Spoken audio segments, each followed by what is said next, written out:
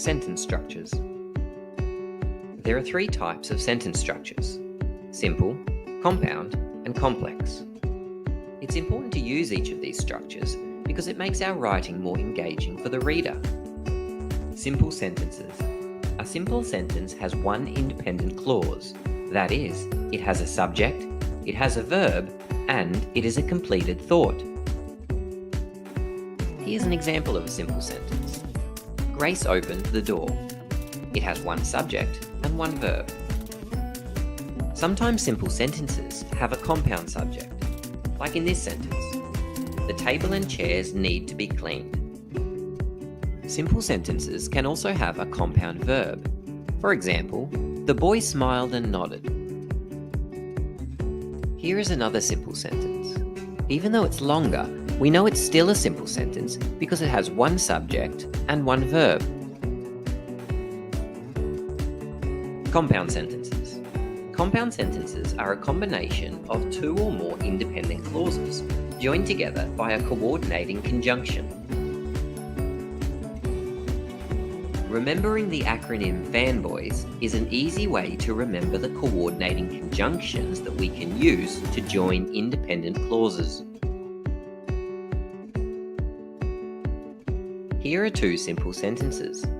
Grace opened the door. She looked outside. Let's join them using the coordinating conjunction and. We have created a compound sentence. Grace opened the door and she looked outside. The sentence has two independent clauses. That is, both clauses are a completed thought with a subject and a verb. Here are some other compound sentences. They each have more than one independent clause and are joined by a coordinating conjunction. Complex sentences.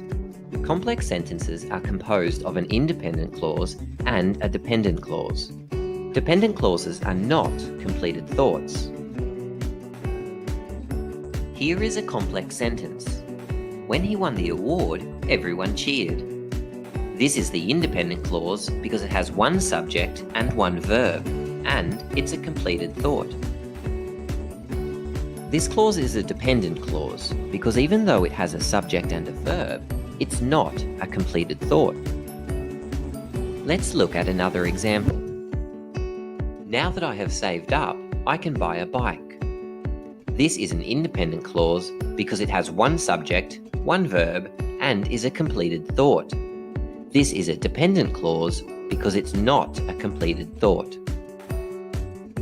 The dependent clause can go at the end of the sentence, like this, or it can go first in the sentence, like this. Notice that if the dependent clause begins the sentence, we use a comma to separate the clauses. See if you can work out the structure of these sentences. Carl knew lots about monkeys. That's right, it's a simple sentence. It has one subject and one verb. Let's try another one. Although Matt was running late, he seemed relaxed. That's right, it's a complex sentence. It has an independent clause, which is a completed thought, and a dependent clause, which isn't a completed thought. One more. He was hungry, so he ate. It's a compound sentence.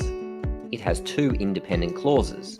They are both completed thoughts, joined using the coordinating conjunction so. Identifying different sentence structures is easy.